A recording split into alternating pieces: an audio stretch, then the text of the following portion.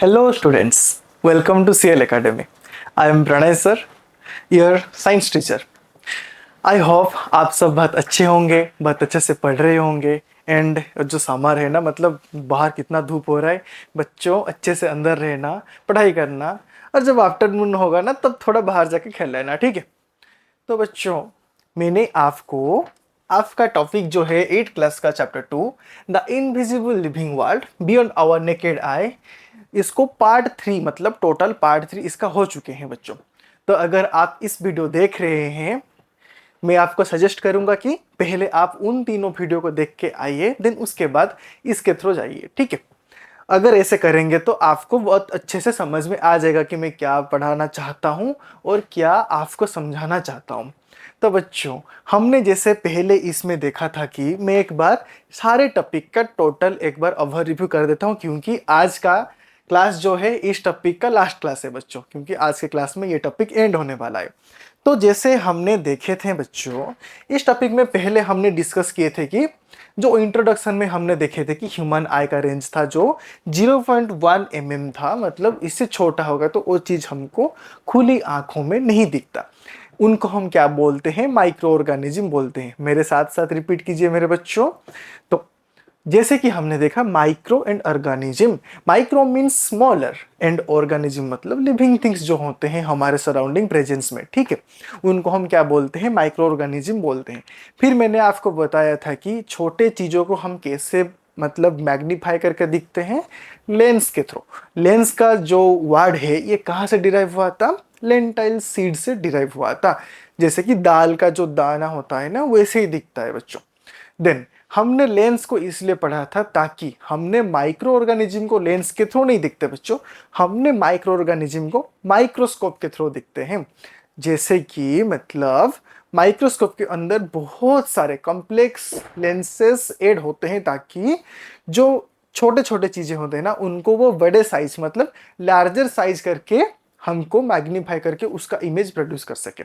Then हम move करेंगे बच्चों, व्हाट इज सेल। मैंने सॉरी बच्चों, हाँ, मैंने बताया था वाटर माइक्रोस्कोपिक ऑर्गेनिज्म और व्हाट इज माइक्रो ऑर्गेनिज्म। जो ऑर्गेनिज्म को हम छोटे छोटे साइज में होते हैं उनको माइक्रो ऑर्गेनिज्म बोलते हैं, एंड जिनको हम माइक्रोस्कोप के थ्रू दिखते हैं उनको हम माइक्रोस्कोपिक ऑर्गेनिज्म बोलते हैं। हमने देखा था कि माइक्रोस्कोप जैसे कि पहले यूज किए थे रॉबर्ट हुक ने, उन्होंने सेल डिस्कवर किया था बच्चों। मैंने बताया था 1665 में उन्होंने एक बुक पब्लिश किया था जिसका नाम था माइक्रोग्राफिया। अच्छे तरह से याद करो एंड मेरे साथ रिपीट करो ताकि आप सभी को और अच्छे से रिवीजन हो जाए। देन हमने पढ़े थे कि वो माइक्रोग्राफिया बुक ने उन्होंने क्या किए थे, उन्होंने वो जो माइक्रोस्कोप उन्होंने डेवलप किया था उसको कैसे डेवलप किए थे एंड उसके अंदर कौन कौन सा चीज देखे थे उसने डिस्क्राइब किए थे उन्होंने। सो उन्होंने क्या बोले थे कि एक हमारा जो बॉडी है ना वो किससे शुरू होता है और जो सबसे छोटा चीज होता है उन्होंने देखे थे, उसका नाम क्या दिए थे उन्होंने? उसको उन्होंने सेल नाम दिए थे, मतलब कॉइंड किया था the term cell. What is the meaning of cell और what is cell? Cell is the fundamental unit of life, इतना याद रखिए बच्चों। देन हम देखेंगे जैसे कि मैंने बोला what is cell. A cell is the basic unit of life, that means सब ऑर्गेनिज्म के अंदर सेल होता है। मैंने इसको अच्छे से समझाया, बस ये जो लास्ट क्लास है इसलिए मैं इसको और एक बार अच्छे तरह से प्रीव्यू दे रहा हूँ ताकि आप सभी को जो है ना वो नॉलेज जो मैंने दिया है ताकि आप उसको ना भूलें और अच्छे से रिवाइज हो जाए। देन हमने इसमें देखा था कि सारे ऑर्गेनिज्म मतलब जो एक सेल से शुरू होते हैं यूनिसेलुलर, एंड जो मल्टीपल सेल से शुरू होते हैं मतलब डेवलप होते हैं उनको हम मल्टी सेल्यूलर ऑर्गेनिज्म बोलते हैं। देन हमने देखे थे कि parts of cell, parts of cell में मैंने ये जो इमेज देखो अच्छे से बच्चों, ठीक है, ये एक टिपिकल प्लांट सेल है, मैंने आपको बताया था। यहाँ पे सेल वॉल होता है जो रिजिड लेयर होता है, सेल मेम्ब्रेन होता है जो सिलेक्टिवली परमिएबल होता है। देन हमने देखे थे न्यूक्लियस जिसको हम control centre of the cell बोलते हैं। देन हमने देखे थे cytoplasm, that means a gel like substance present in the cell is called a cytoplasm. Then हमने देखे थे क्लोरोप्लास्ट, ये स्पेसिफिक फीचर्स होता है प्लांट सेल का। क्यों? इसके अंदर क्या होता है बच्चों? इसके अंदर क्लोरोफिल होता है, मतलब क्लोरोफिल प्लांट को खाना प्रोड्यूस करने में हेल्प करता है। देन हमने देखे थे वैक्यूल जो होता है कि क्या, ये एक लार्ज होता है एंड फ्लूइड फील्ड सैक होता है जिसमें क्या क्या होते हैं, water, food and waste material होते हैं। It also give the cell film, okay, and also help in removal of waste material. Then हमने देखे थे साइटोप्लाज्म एंड अदर पार्ट्स जो माइटोकॉन्ड्रिया होता है, मतलब सेल को काम करने के लिए एनर्जी कहाँ से मिलता है बच्चों, माइटोकॉन्ड्रिया से मिलता है, ठीक है। देन हम मूव करेंगे, एक सेकंड बच्चों, देन हम मूव करेंगे, ये एक टिपिकल क्या है, एनिमल सेल है बच्चों। इसका जो डायग्राम है अच्छे से देखो। डन, हाँ, मैंने इसमें ही बताया था कि बच्चों, मैंने आपको पिछले वीडियो में मतलब बताया था कि जो मतलब जो डिफरेंस होता है ना, basic difference between plant cell और एनिमल सेल, ये आपके एग्जाम में पूछे गए, हर बार पूछे गए एक इंपॉर्टेंट क्वेश्चन है। आप प्रीवियस वीडियो को देख के उसका नट अच्छे तरह से बना सकते हैं। हम मूव करेंगे नेक्स्ट पार्ट की तरफ। हमने नेक्स्ट में वेरिएशन इन सेल देखे थे, मतलब कितने टाइप्स के सेल होते हैं, क्योंकि जैसे कि हमारा जो बॉडी है बच्चों डिफरेंट पार्ट्स से बना हुआ है, जैसे कि डिफरेंट पार्ट्स में different types of cell presence होते हैं। जैसे कि मैंने आपको कल आपके साथ कल डिस्कस किया था कि मसल सेल, मैंने आपको ब्रीफली डिस्कस किया था बच्चों। इसका जो इंपॉर्टेंट फीचर्स होता है, एक मसल सेल के अंदर बहुत सारे न्यूक्ली होते हैं, जैसे कि अप्रोक्स 3000 न्यूक्ली। अच्छे से याद रखना बच्चों, मैंने ये आपको बता दिया। जो अमाउंट होता है उसको याद नहीं रखना, बस इतना याद रखना कि ऐसा कौन सा सेल है जिसके अंदर एक सेल में बहुत सारे न्यूक्ली प्रेजेंस होते हैं, वो होता है मसल सेल। ये ऐसे दिखता है, मतलब स्पिंडल शेप होता है। मेरे साथ रिपीट करो ताकि आपको भी याद आ जाए। देन ये जो मतलब एंड्स में कैसे होता है बच्चों, थीन होता है, मतलब नैरो होता है, एंड बीच में वाइड होता है, एंड ये स्ट्रिप्ड होता है, ओके। एंड इसका फंक्शन क्या है, ये हमको मूवमेंट में हेल्प करता है, कंट्रैक्शन एंड रिलैक्सेशन होके। देन हमने देखे थे बच्चों नर्व सेल। मैंने बोला था कि कुछ हम काम करेंगे तो कुछ मैसेज जो ट्रांसफर होता है एक पार्ट से दूसरे पार्ट तक एंड दूसरे पार्ट से कुछ पार्ट तक, जो मैसेजेस ट्रांसफर और कैरी होता है किसके थ्रू होता है बच्चों, ये जो नर्व सेल होता है उसके थ्रू होता है। और मैंने ये एक इंपॉर्टेंट क्वेश्चन आपको बोला था कि हमारे बॉडी का, मतलब ह्यूमन बॉडी का सबसे लॉन्गेस्ट सेल क्या होता है बच्चों, नर्व सेल होता है। और एक क्वेश्चन बच्चों, मेरे को कमेंट सेक्शन में आपको इसको आंसर देना है कि सबसे लार्जेस्ट सेल, मतलब सिंगल सेल होगा, एंड लार्जेस्ट सेल क्या है, आपको इसका आंसर कमेंट बॉक्स में लिखना है, ठीक है। ये आपके लिए एक होमवर्क है। देन हम देखेंगे बच्चों, नर्व सेल में हमने देखे थे कि ये एक सेल बॉडी होता है, सेल बॉडी से एक ब्रांच्ड फंक्शन बाहर मतलब निकलते हैं, जिसको हम क्या बोलते हैं, dendrites. Then at the end there is axon ending, messages receive होता है डेंड्राइट्स के थ्रू, एंड ट्रांसफर होता है एक्सॉन एंडिंग से थ्रू। देन हमने देखे थे बच्चों रेड ब्लड सेल्स, मैंने आपको बताया था, जैसे कि इसका नाम ब्लड सेल्स होता है, इसीलिए इसको अदरवाइज आरबीसी बोलते हैं। इसको हम कहाँ पाए, मतलब ये कहाँ पाया जाता है बच्चों, ये ब्लड के अंदर पाया जाता है, इसीलिए इसको क्या बोलते हैं, रेड ब्लड सेल्स, ओके। और एक इंपॉर्टेंट फीचर्स इसका होता है बच्चों, रेड ब्लड सेल्स में न्यूक्लियस नहीं होता। सो अगर एक इंपॉर्टेंट क्वेश्चन आपको याद रखना है कि ऐसा कौन सा सेल है जिसके अंदर न्यूक्लियस नहीं है, तो आपको सिंपल आंसर देना है रेड ब्लड सेल। इसका की फीचर्स मैंने आपको कल बताया था, उसके साथ फंक्शन भी सॉरी बच्चों। देन हमने डिस्कस किए थे बच्चों नेक्स्ट पार्ट में लेवल्स ऑफ ऑर्गेनाइजेशन। मैंने आपको बताया था कल कि हमारा बॉडी कैसे ऑर्गेनाइज हुआ है एंड कहां से शुरू होके कहां तक मतलब डेवलप हुआ है। Level of organisation are organised in hierarchy of increasing complexity. मैंने बताया था आपको ये कहां से शुरू होता है, मेरे साथ रिपीट करो, पहले सेल होता है, देन बहुत सारे सेल एक साथ मिलकर अगर एक फंक्शन को परफॉर्म करते हैं, देन उसको हम क्या बोलते हैं बच्चों, टिश्यू बोलते हैं, ओके। देन उसके बाद बहुत सारे टिश्यू कंबाइन हो जाएंगे तो उसको हम क्या बोलते हैं बच्चों, जैसे कि यहाँ पे देख सकते हैं बच्चों, यहाँ पे वो क्या फॉर्म करते हैं, ऑर्गन फॉर्मेशन करते हैं। देन बहुत सारे ऑर्गन अगर एक साथ फंक्शन करते हैं तो ऑर्गन सिस्टम, जैसे कि digestive system, respiratory system and उसके बाद एक ऑर्गेनिज्म प्रोड्यूस होता है, ये सारे फंक्शन को मिला के। अगर इसका डिटेलली आप समझना चाहते हैं तो आप सभी प्रीवियस वीडियो में, जो नए बच्चे हैं प्रीवियस वीडियो से देख सकते हैं, ताकि आप सभी को अच्छे से समझ में आ जाए। इस वीडियो में बस उसको प्रीव्यू कर रहा हूं ताकि आप सभी को अच्छे से याद आ जाए कि हमने क्या क्या पढ़े थे, अगर रिवीजन नहीं किए होंगे। पता है मुझे, हर बार शाम में खेलने जा रहे हो, पढ़ाई लिखाई नहीं हो रहा है ना, अच्छे से पढ़ो। देन हमने देखे थे टाइप्स ऑफ माइक्रो ऑर्गेनिज्म, हमने कल डिस्कस किए थे। सो टाइप्स ऑफ माइक्रो ऑर्गेनिज्म में मैंने आपको बताया था बच्चों, जैसे कि बैक्टीरिया, ठीक है। मैंने बताया था बैक्टीरिया कैसे होता है, ये सिंगल सेल होता है एंड कहाँ पाए जाते हैं, एंड इसको हम कैसे पहचानेंगे कि these are rod and round shaped, जैसे कि ये देख सकते हैं आप बच्चों। देन हमने फंगी के बारे में भी डिस्क्राइब किया था, मतलब डिस्कस किया था, मतलब जो मशरूम होता है ये एक ग्रेट एग्जाम्पल ऑफ फंगी होता है। देन हमने प्रोटोजोआ के बारे में पढ़ा था, प्रोटोजोआ एक सिंगल सेल होता है। ये कहाँ रहते हैं बच्चों, ये बेसिकली वाटर पे प्रेजेंस होते हैं, ठीक है। देन हमने अलगी के बारे में देखा था, मैंने बताया था कि बच्चों एक वाटर में रहने वाला ऑर्गेनिज्म जो एग्जैक्टली प्लांट की तरह काम करता है, वो कौन होता है बच्चों, अलगी होता है। क्यों? क्योंकि इसकी बॉडी में क्लोरोफिल प्रेजेंस होते हैं, इसीलिए ये अपना खाना खुद बना सकते हैं। देन अलगी को हम कैसे पहचानेंगे, these are green coloured. Protozoa को हम कैसे आइडेंटिफाई करेंगे, ओके मतलब ये उनका शेप बहुत वेरीज करता है, बट ये बेसिकली वाटर बॉडीज में रहते हैं।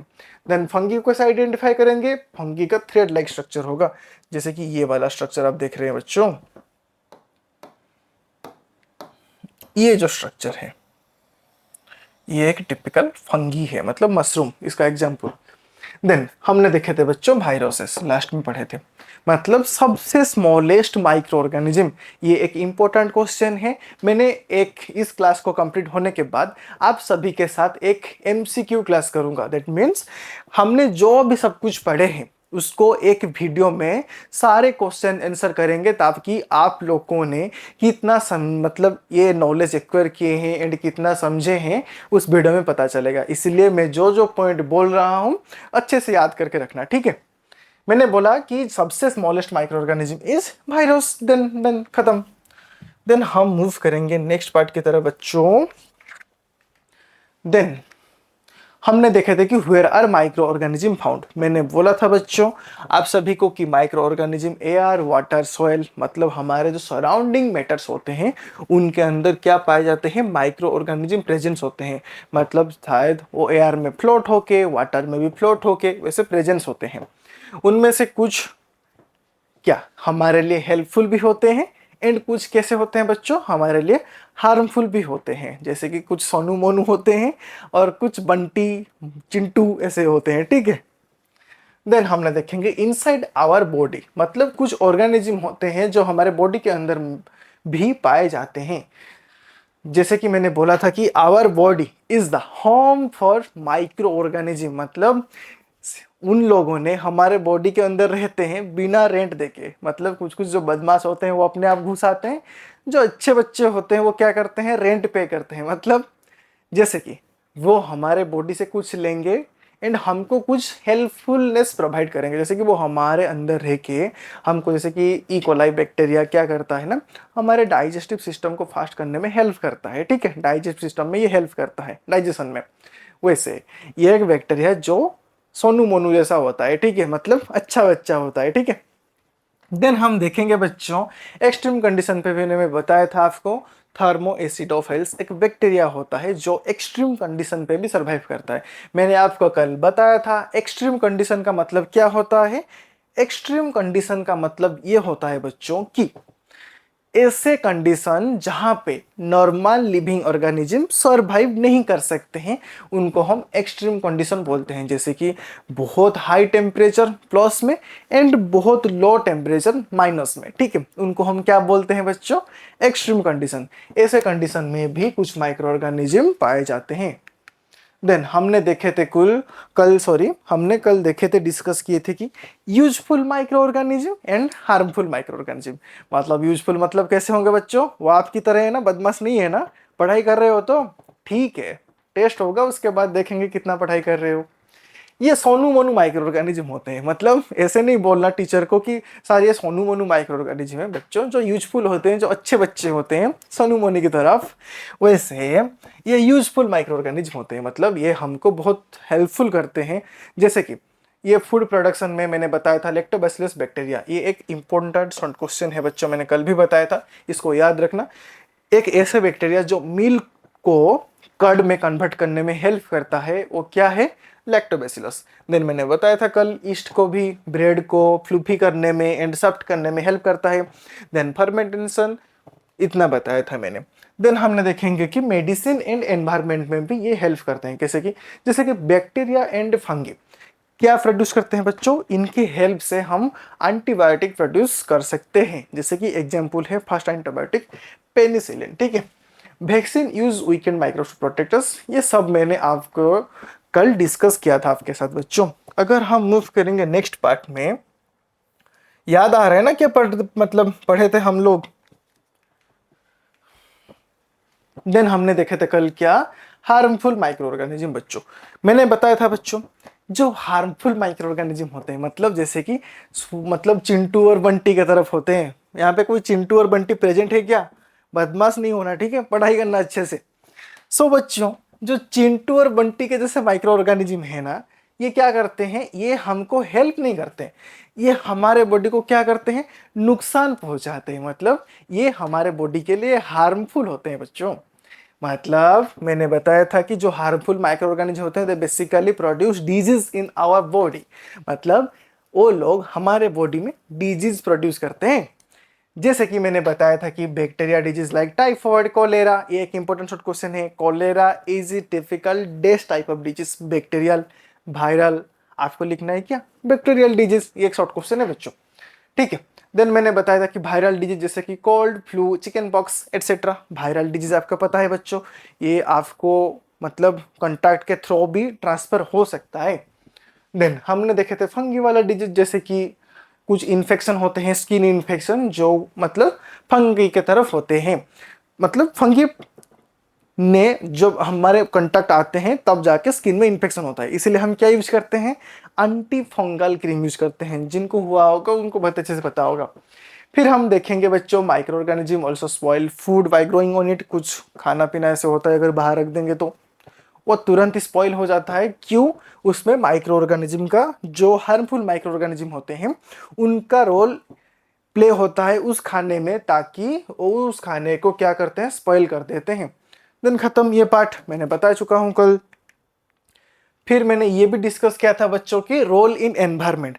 मतलब ये जो माइक्रो ऑर्गेनिज्म होते हैं इनका रोल एनवायरनमेंट में कैसे होता है बच्चों, मैंने आपको कल डिस्कस किया था अच्छे से। चलो इसको आज और एक बार अच्छे से पढ़ते हैं एंड यहाँ से कंटिन्यू करते हैं। मैंने कल बताया था कि बच्चों micro organism play a vital role in maintaining our environment healthy and balanced. मतलब जो माइक्रो ऑर्गेनिज्म होते हैं बच्चों, ये मैं और एक बार रिपीट कर रहा हूँ और एक बार अच्छे से सुनिए। जो माइक्रो ऑर्गेनिज्म होते हैं वो क्या करते हैं? हमारे एनवायरनमेंट को हेल्दी एंड बैलेंस रखने में भी हेल्प करते हैं। कैसे? ऐसे बच्चों, जैसे कि break down waste, decomposers like bacteria and fungi क्या करते हैं बच्चों? ये डिकम्पोज कर देते हैं किनको? डेड मैटर्स को और डेड ऑर्गेनिज्म को जो हमारे एनवायरनमेंट में होता है, ताकि जो बैलेंस है एनवायरनमेंट का उसका बना रहे एंड एनवायरनमेंट भी हेल्दी रहे, ठीक है। सिर्फ हमको हेल्दी नहीं रहना, हमको अगर हेल्दी रहना है बच्चों तो हमारा एनवायरनमेंट भी हेल्दी रहना चाहिए। मतलब this is most important. And इसको कौन हेल्दी रखता है बच्चों? ये कुछ माइक्रो ऑर्गेनिज्म होते हैं जो हेल्पफुल होते हैं किसके लिए? एनवायरनमेंट के लिए। देन हम जाएंगे रिसाइकल न्यूट्रिएंट्स, सॉरी, देन हम जाएंगे रिसाइकल न्यूट्रिएंट्स। मतलब कुछ ऑर्गेनिज्म होते हैं माइक्रो ऑर्गेनिज्म, जैसे कि मैंने बताया था राइजोबियम एक बैक्टीरिया होता है, ठीक है। वो क्या करता है बच्चों? नाइट्रोजन फिक्सेशन करता है सॉइल में। जो एटमॉस्फेरिक नाइट्रोजन होता है उसको सॉइल में फिक्सेशन करके सॉइल में नाइट्रोजन का अमाउंट, मतलब अपना तो मतलब पढ़ा होगा ना बच्चों, एनपीके जो होता है फर्टिलाइजर, उनको हम एक्सटर्नल एडिट करते हैं। अगर वो एक्सटर्नली हम एडिट नहीं कर सकते तो क्या होता है, जो राइजोबियम बैक्टर होता है वो एटमॉस्फेयर से नाइट्रोजन लेके सॉइल में उसका अमाउंट को रीच करता है, ताकि सॉइल का जो न्यूट्रिएंट्स कैपेसिटी है, जो न्यूट्रिएंट्स एसेंशियल न्यूट्रिएंट्स है वो बना रहे और सॉइल को फर्टाइल बना सके। ठीक है, देन हम देखें कि maintain balance by decomposing organic matter, micro organism keep our ecosystem clean and balance. Micro organism क्या करते हैं, ये सब करके हमारा जो इकोसिस्टम है, इकोसिस्टम मतलब एनवायरमेंट, ओके, उसको कैसे रखते हैं बच्चों, हेल्दी रखते हैं एंड इसको बैलेंस भी रखते हैं। Without these teeny helpers dead matter would pile up everywhere। मतलब अगर ये नहीं होते तो एवरीवेयर, हर जगह पे डेड मैटर ऐसे ही मिलते हैं बच्चों, बदबू आता, एनवायरमेंट क्लीन नहीं रहता। अगर एनवायरमेंट भी क्लीन नहीं रहेगा तो ऑब्वियसली बच्चों हमारा बॉडी भी इन्फेक्ट होगा उसके लिए। ठीक है, इतना समझ में आ गया। देन हम मूव करेंगे जो आज का लेसन है बच्चों, माइक्रो ऑर्गेनिज्म इन फूड। तो बच्चों जैसे कि मैंने बोला कि हमने पहले देखे कि माइक्रो ऑर्गेनिज्म कहाँ कहाँ हेल्प करते हैं। जैसे कि मैंने आपको बताया था कि जो मिल्क को कर्ड में कन्वर्ट करने के लिए क्या होता है, हाँ, लैक्टोबैसिलस। ओके, वैसे ब्रेड को फ्लूफी बनाने में कौन हेल्प करता है, कमेंट बॉक्स में लिखना। ठीक है, हम देखेंगे माइक्रो ऑर्गेनिज्म इन फूड, मतलब फूड में कौन कौन माइक्रो ऑर्गेनिज्म प्रेजेंट होते हैं एंड हमारे लिए कैसे वो हेल्पफुल होते हैं। देखो बच्चों, और हमने तो ये भी डिस्कस किया ना, कुछ बदमाश माइक्रो ऑर्गेनिज्म होते हैं चिंटू बंटी की तरफ, फूड को स्पॉइल भी कर देते हैं। हाँ, तो अभी देखो बच्चों कि micro organism in food, micro organism play a vital role in making many foods we eat daily. मतलब माइक्रो ऑर्गेनिज्म क्या करते हैं, हम जो खाना खाते हैं उनमें से कुछ ऐसे खाना है उनको प्रोड्यूस करने में कौन हेल्प करता है, माइक्रो ऑर्गेनिज्म हेल्प करते हैं। Yeast is a tiny fungus that makes bread soft and fluffy. इसको अच्छे से याद करना बच्चों, ये जो ईस्ट है ना, ये एक टीनी फंगस है। ये क्या करता है, मैंने आपको तो पिछले बार रिपीट कर चुका हूं बच्चों, जो ब्रेड होता है, ब्रेड को फ्लूफी बनाने में, ताकि आप लोग सैंडविच खा सको, आप लोग पिज्जा खा सको, इसलिए है ना ब्रेड, मतलब जो ईस्ट, इसलिए नहीं होते, वो बनाते हैं ताकि आप लोग खा सके। ठीक है, खाते रहो, मत पढ़ो, पढ़ाई करो अच्छे से, समझे। Then yeast is a tiny fungus that makes bread soft and fluffy. बच्चों मैंने बोला ना कि जो ईस्ट होता है ये एक टिनी फंगस है एंड ये क्या करता है, ये ब्रेड को सॉफ्ट एंड फ्लूफी बनाने में हेल्प करता है। बाई कैसे, उसके अंदर वो क्या करता है, ब्रेड तो ऐसे नॉर्मल होता है, वो फूलता है कैसे बच्चों, उसके अंदर जो ईस्ट होता है वो उसके अंदर घुसता है, देन उसके अंदर वो क्या करते हैं, कार्बन डाइऑक्साइड छोड़ते हैं। ठीक है, by producing carbon dioxide gas during fermentation. याद रखना बच्चों, ये एक प्रोसेस होता है कि इस प्रोसेस से, मतलब by which process yeast convert bread to soft and fluffy, मतलब जो ब्रेड होता है उसको सॉफ्ट एंड फ्लूफी कैसे बनाता है, कि फर्मेंटेशन के प्रोसेस में। फर्मेंटेशन प्रोसेस में क्या होता है वो हम लोग आगे वाले क्लास में डिस्कस करेंगे, what is fermentation, okay, what is pasteurisation, वो सारा प्रोसेस है बच्चों, उसको हम डिस्कस करेंगे। लेकिन अभी तक, अभी के लिए आपको इतना समझना है कि ये जो ईस्ट है फर्मेंटेशन प्रोसेस में, इसको अच्छे से याद रखना, किस प्रोसेस में, फर्मेंटेशन प्रोसेस में, मतलब ये ब्रेड के अंदर घुस के उसके अंदर क्या प्रोड्यूस करता है, कार्बन डाइऑक्साइड गैस। अच्छे से याद रखना बच्चों, carbon dioxide gas fermentation process में प्रोड्यूस करके उसको क्या बनाता है, सॉफ्ट एंड फ्लूफी। इतना याद रह गया। और एक बार क्वेश्चन, कौन जो ब्रेड को सॉफ्ट एंड फ्लूफी बनाने में हेल्प करता है, simple answer, east. By which process, fermentation. Fermentation के प्रोसेस में वो ब्रेड के अंदर कौन सा गैस छोड़ते हैं, मतलब कौन सा गैस डेवलप करते हैं, कार्बन डाइऑक्साइड, सिंपल। देन अगर नेक्स्ट पार्ट में मूव करेंगे बच्चों, और एक बार, मतलब ये तो हमने ईस्ट के बारे में पढ़ा ना, अभी हम देखेंगे कि लैक्टोबैसिलस, किसके बारे में देखेंगे बच्चों, लैक्टोबैसिलस। मैंने बोला था लैक्टोबैसिलस किस में हेल्प करता है, लैक्टोबैसिलस बैक्टीरिया को किस में कन्वर्ट करता है, मिल्क इनटू डिलीशियस कर्ड, जो आप खाते हैं, ठीक है, लस्सी बना के, कर्ड से तो होता है ना। तो बच्चों इसमें कौन सा बैक्टीरिया हेल्प करता है, जिसका नाम है, अच्छे से याद रखो, लैक्टोबैसिलस, लैक्टोबैसिलस। बैक्टीरिया क्या कन्वर्ट करता है, मिल्क टू डिलीशियस कर्ड में कन्वर्ट करता है। डन। मतलब कैसे करता है बच्चों, bye turning lactose into lactic acid. तो फिर आपके दिमाग में क्वेश्चन आएगा, ये सर लैक्टोज क्या है और लैक्टिक एसिड क्या है, और ये लैक्टोबैसिलस लैक्टोज को लैक्टिक एसिड में तो कन्वर्ट करता है, इतने पता लगा, लेकिन ये लैक्टोज क्या है एंड और लैक्टिक एसिड क्या है। बच्चों जो मिल्क होता है, आपको इतना याद रखना है, मिल्क के अंदर क्या होता है, लैक्टोज होता है। क्या होता है, लैक्टोज। जैसे कि आपने सुने होंगे, जो प्लांट होता है फोटोसिंथेसिस के प्रोसेस में क्या प्रोड्यूस करता है, ग्लूकोज। एग्जैक्टली। जो मिल्क होता है, मिल्क के अंदर क्या प्रेजेंस होता है बच्चों, लैक्टोज होता है। और जो कर्ड होता है, कर्ड टेस्ट में कैसे होता है बच्चों, थोड़ा तो मतलब जो होता है ना, मतलब उसका खट्टा वाला टेस्ट आता है ना, क्यों, ये एसिड के वजह से। मतलब ये क्या होता है, उसके अंदर लैक्टिक एसिड होता है। दैट मीन्स मिल्क के अंदर लैक्टोज होता है एंड कर्ड के अंदर लैक्टिक एसिड होता है। सो बच्चों मिल्क को कोड में कन्वर्ट करने के लिए कौन सा एंजाइम हेल्प करता है या फिर कौन सा बैक्टीरिया हेल्प करता है, आपको बताना है, लैक्टोबैसिलस। कैसे, लैक्टोबैसिलस क्या करता है, मतलब लैक्टोज को लैक्टिक एसिड में कन्वर्ट करता है। इसीलिए अगर आपको कोई सवाल करे कि ये जो मिल्क कोड में कैसे कन्वर्ट होता है, तो आपको बताना है कि मिल्क के अंदर क्या होता है, लैक्टोज होता है। अगर वो लैक्टोज ये वाला अच्छा वाला सोनू मोनू बैक्टीरिया के कांटेक्ट में आएगा, दैट मीन्स ये अगर लैक्टोबैसिलस के कांटेक्ट में आएगा, देन ये जो लैक्टोबैसिलस है लैक्टोज को किस में कन्वर्ट करेगा, लैक्टिक एसिड में कन्वर्ट करेगा। ठीक है। देन अगर हम देखेंगे बच्चों फर्मेंटेशन, फिर हम जाएंगे किस पास, फर्मेंटेशन। मैंने यहाँ पे बोला था फर्मेंटेशन प्रोसेस। यहाँ पे देखो बच्चों, fermentation is a process where ये जो माइक्रो ऑर्गेनिज्म है break down sugar to produce useful products like gases and acids. याद रहे क्या, फर्मेंटेशन कैसा प्रोसेस है बच्चों, इसको नोट कर लेना। फर्मेंटेशन इज ए प्रोसेस, एक ऐसा प्रोसेस है जहां पे मतलब फिर micro organism break down, micro organism क्या ब्रेक डाउन करते हैं, सुगर को। ठीक है। माइक्रो ऑर्गेनिज्म सुगर को ब्रेक डाउन करके उसके अंदर क्या प्रोड्यूस करते हैं, product like gases and acids. ये प्रोडक्ट मतलब प्रोड्यूस करते हैं। जैसे कि हमने यहाँ देखे फर्मेंटेशन प्रोसेस में ये जो गैस मतलब प्रोड्यूस होता है वो क्या होता है, कार्बन डाइऑक्साइड, और माइक्रो ऑर्गेनिज्म क्या है, ईस्ट। ओके।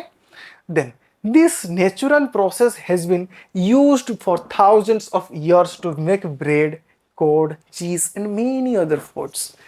ओके। तो आपको भी पता लगा कि हमारा जो डिलीशियस फूड है उसको के मतलब कौन प्रोड्यूस करते हैं, बोलेंगे कि सर सोनू मोनू बैक्टीरिया, मतलब जो हेल्पफुल माइक्रो ऑर्गेनिज्म होते हैं लाइक ईस्ट होता है, लैक्टोबैसिलस होता है एंड फर्मेंटेशन प्रोसेस के थ्रू भी कुछ बैक्टीरिया होते हैं जो हमारे लिए बहुत अच्छे अच्छे फूड जैसे कि ब्रेड हो, चाहे कर्ड हो, चाहे चीज हो, ये सब क्या करते हैं, प्रोड्यूस करते हैं। इतना अच्छे से समझ में आ गया। और एक बार अच्छे से ओवरव्यू कर ले इसको। बच्चों जो माइक्रो ऑर्गेनिज्म फूड में होते हैं वो क्या करते हैं, एक वाइटल रोल प्ले करते हैं किसमें, अच्छे अच्छे फूड बनाने में हमारे लिए। ठीक है। मम्मी नहीं है, लेकिन ये लोग हमारे लिए हेल्पफुल ऑर्गेनिज्म होते हैं, ये मम्मी नहीं होते बच्चों।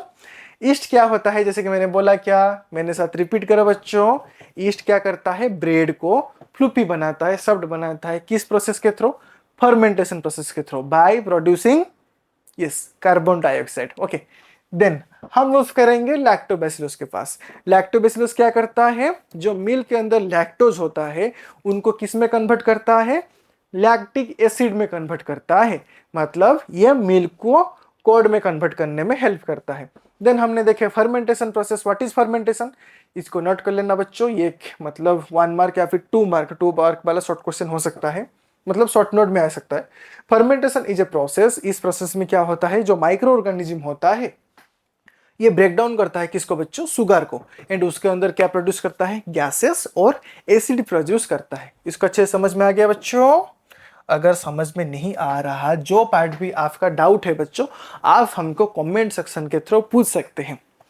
देन हम मूव करेंगे नेक्स्ट पार्ट में। बस आज चैप्टर का एंड होने वाला है, आप लोग अच्छे से समझ में आ गए ना बच्चों। तो अगर हम कंक्लूजन में देखेंगे बच्चों कि today we explored the fascinating invisible world that exist all around us. मतलब हमने आज जो टॉपिक देखे, मतलब जो 3 दिन से हम पढ़ रहे हैं या फिर 4 दिन से पढ़ रहे हैं जो टॉपिक, 2 दिन से या फिर 3 दिन से, हाँ 2-3 दिन से शायद, तो हमने इसमें क्या देखे बच्चों, हमने टोटल जो माइक्रो ऑर्गेनिज्म वर्ल्ड है, मतलब यही सेम ही वर्ल्ड होता है। ये कुछ मतलब जो डॉक्टर स्ट्रेंज वाला होता है ना, एक वर्ल्ड से दूसरे वर्ल्ड तक, ऐसे नहीं होता बच्चों, यही एक ही वर्ल्ड है। लेकिन इसके अंदर एक ऐसा भी वर्ल्ड होता है जो माइक्रो ऑर्गेनिज्म रहते हैं, उसको हमने क्या किया बच्चों, एक्सप्लोर किया अच्छे से। सो रिमेंबर दिस की पॉइंट्स, आपको ये वाला की पॉइंट्स कुछ याद रखना है। जैसे कि बच्चों क्या क्या है की पॉइंट्स में, micro organisms are incredibly important. मैंने आपको बोला अभी कि माइक्रो ऑर्गेनिज्म हमारे लिए कैसे इंपॉर्टेंट है, मतलब जो यूजफुल माइक्रो ऑर्गेनिज्म होते हैं, जो हमको खाना प्रोड्यूस में हेल्प करते हैं, जो हमारे लिए मेडिसिन प्रोडक्शन में भी हेल्प करते हैं, हमारे एनवायरनमेंट को क्लीन रखने में भी हेल्प करते हैं ना बच्चों। So they help make our food, मैंने जो जो बोला, medicine and keep our environment healthy. ठीक है, इसीलिए माइक्रो ऑर्गेनिज्म क्या बोलते हैं, they are incredibly important to us. Okay, then हम देखेंगे नेक्स्ट पॉइंट में, cells are the basic unit of life, every living things is made of cells. बच्चों अगर आपको कोई क्वेश्चन करेगा कि why cell is called the basic unit of life, then आपको सिंपली इतना आंसर करना है, क्यों, every living things is made of cells. जैसे कि घर बनने से पहले जो छोटा चीज होता है उसको हम क्या बोलते हैं बच्चों, ब्रिक बोलते हैं। एग्जैक्टली हमारे बॉडी जैसे शुरू होता है ना, उसमें क्या होता है बच्चों, सेल्स होता है। वैसे इसीलिए सेल को क्या बोला जाता है, basic unit of life. And उसके अंदर कुछ शॉर्ट क्वेश्चन में भी आपको मैंने बोला था कि जैसे कि मसल सेल्स के अंदर बहुत सारे न्यूक्ली होते हैं, एंड एक ऐसा एग्जांपल बोला था कि रेड ब्लड सेल जिसके अंदर न्यूक्लियस नहीं होते। और मैंने जो क्वेश्चन फास्ट में पूछा है उसको कमेंट में लिखना है, ठीक है। सबसे लार्जेस्ट सेल क्या है, single cell. Then the invisible world is useful for making curd and bread to recycling nutrients in the nature. मतलब द इनविजिबल वर्ल्ड यूजफुल, ये जो इनविजिबल वर्ल्ड है, मतलब जो माइक्रो ऑर्गेनिज्म का वर्ल्ड है, ये कैसे यूजफुल है, from making curd and bread to, मतलब खाना बनाने से शुरू करके रिसाइकलिंग न्यूट्रिएंट्स इन नेचर, इतने तक ये हमारे लिए हर जगह काम करते हैं, हमारे लिए हर जगह पे हेल्पफुल रहते हैं। इसीलिए इनको कैसे बच्चों, ये बहुत यूजफुल होते हैं। देन आखिरी पॉइंट में हम देखेंगे बच्चों, द माइक्रोस्कोपिक वर्ल्ड में be invisible to our naked eyes. मतलब हाँ हो सकता है ये जो माइक्रोस्कोपिक वर्ल्ड है हमारे आई के लिए इनविजिबल है, ये तो बात सही है, but it plays a vital role in our daily life. मतलब ये सब क्या करते हैं बच्चों, हमारे डेली लाइफ में जो वाइटल रोल प्ले होता है, एनवायरनमेंट को क्लीन रखने से खाना बनाने तक, एंड हमारे बॉडी के अंदर भी कुछ हेल्पफुल ऑर्गेनिज्म रहते हैं, मतलब माइक्रो ऑर्गेनिज्म जो हमारे बॉडी को भी हेल्पफुल करते हैं बच्चों, कुछ हेल्पफुल प्रोसेस में, ठीक है, जैसे कि डाइजेस्टिव प्रोसेस में हो, रेस्पिरेटरी प्रोसेस में हो, ठीक है, एक्सक्रीटरी प्रोसेस में भी ये लोग हेल्प करते हैं हमको। इसलिए इसको क्या बोला जाता है, ये एक वाइटल रोल प्ले करते हैं हमारे डेली लाइफ में। एंड मैंने आपको कल बताया था बच्चों कि ऐसे भी माइक्रो ऑर्गेनिज्म होते हैं जो डिजीज प्रोड्यूस करते हैं, उनको हम क्या बोलते हैं, सिंपली उनको हम पैथोजन बोलते हैं, ठीक है। सो अगर एक शॉर्ट क्वेश्चन है इंपॉर्टेंट, नोट करके लिख लेना बच्चों, मैंने कल भी बताया था और आज भी रिपीट कर रहा हूँ, disease producing micro organism are called as pathogen. Next class में जब शॉर्ट क्वेश्चन और एमसीक्यू करेंगे उसमें हम कंप्लीटली उसको देखेंगे, ये क्वेश्चन इंपॉर्टेंट है, याद रखना। तो मतलब keep exploring and stay curious about the wonders of science. मतलब आपको आखिर में इतना बोला जा रहा है कि बच्चों ये जो साइंस है ना, ये बहुत क्यूरियस है। मतलब ये क्यों हुआ, कैसे हुआ, कहाँ से शुरू हुआ, कहाँ एंड है, कैसे होता है, ये सब कुछ, ये एक क्यूरियसिटी होता है बच्चों। अगर आप ऐसे क्यूरियस रहेंगे तो आपके अंदर बहुत सारा क्वेश्चन डेवलप आएगा और आप हमको पूछेंगे, हम आपको आंसर देंगे ताकि आपके अंदर और अच्छे से नॉलेज जो है डेवलप हो पाए। इसीलिए बच्चों साइंस को अच्छे से पढ़ना है, रटना नहीं है, उसको अच्छे से समझना है, उसको अच्छे से एक्सप्लोर करना है, ताकि आपके अंदर क्यूरियोसिटी बढ़े। एंड जितना क्यूरियोसिटी बढ़ेगा आपके अंदर क्वेश्चन भी बढ़ेगा, उसके साथ आंसर जब मिलेगा आपको तो आपके अंदर बहुत सारे नॉलेज स्टोर होके रहेंगे, ठीक है। तो बच्चों आई होप आप सभी को ये जो माइक्रो ऑर्गेनिज्म का टॉपिक है, invisible living world beyond our naked eye, बहुत अच्छे से समझ में आ गया होगा। तो बच्चों हमने ये वाला टॉपिक आज कवर किया। तो आप सभी को इतना रिक्वेस्ट है बच्चों कि घर पे रह के अच्छे से पढ़ना है, अच्छे से मम्मी पापा का बात सुनना है, सब कुछ करना है बच्चों। एंड एग्जाम भी आ रहा है, जब अगर मतलब जब एंड होगा ना वेकेशन, तब एग्जाम आ जाएगा सडनली, इसलिए अभी से आप अच्छे से पढ़ो। अगर समझ में नहीं आ रहा, कुछ भी डाउट है, तो आप हमको कमेंट सेक्शन में पूछ सकते हैं। तो जाते जाते इतना बोलूंगा बच्चों कि जाते जाते इतना बोलूंगा, अगर ये वीडियो आपको बहुत अच्छा लगा तो आप इसको लाइक करना, चैनल को सब्सक्राइब करना, ताकि आप सब हमारा जो लेटेस्ट कंटेंट है पहले आपको मिल सके। एंड हमारे साथ जुड़ते रहिए, आगे बढ़ते रहिए, मुस्कुराते रहिए एंड पढ़ते रहिए। तो तब तक के लिए थैंक यू सो मच बच्चों।